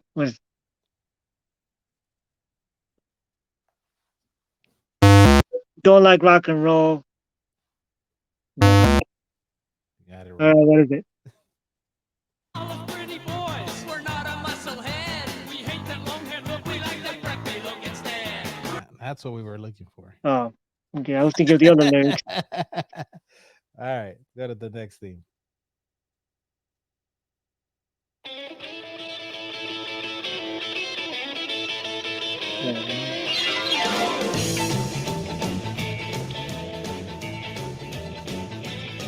I got long sideburns and my hair slicked back. I'm coming to your town in my pink Cadillac. I'm just a honky tonk man. I'm just a honky tonk man. I'm just a honky tonk man. I'm cool. I'm cocky. I'm bad. I'm cool. I'm cocky. I'm bad.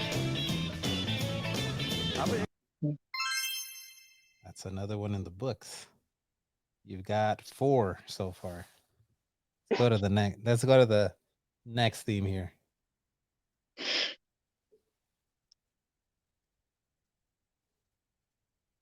I actually have to look for this one. Feature.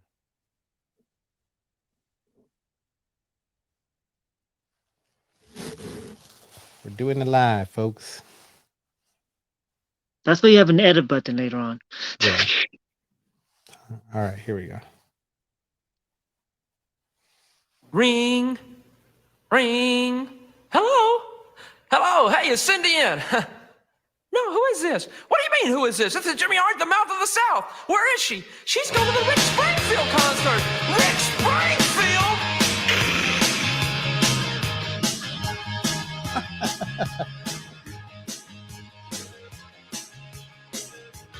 called my chick on the phone last night. Her mother said she was gone for the night.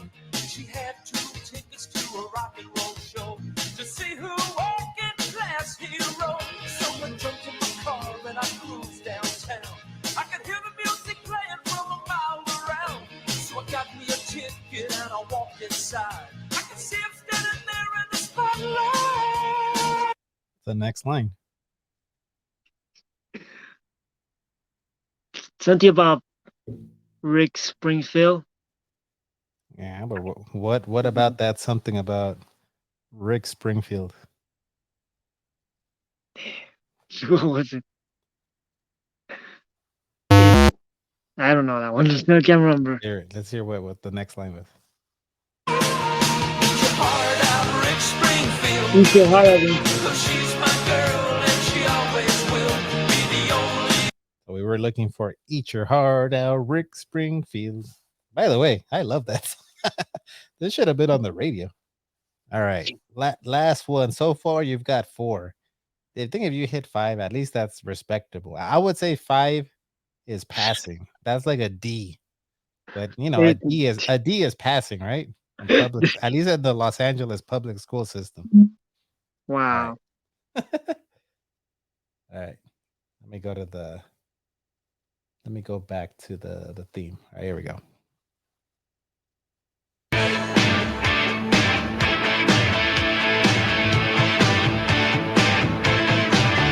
When it comes crashing down and it hurts inside, you gotta take a stand, it don't have to hide. If you hurt my friends, then you hurt my pride. I gotta be a man, I can't let it slide. I am a real American. Fight for the rights of every man. I am a real American. Fight for what's right. Fight for your life.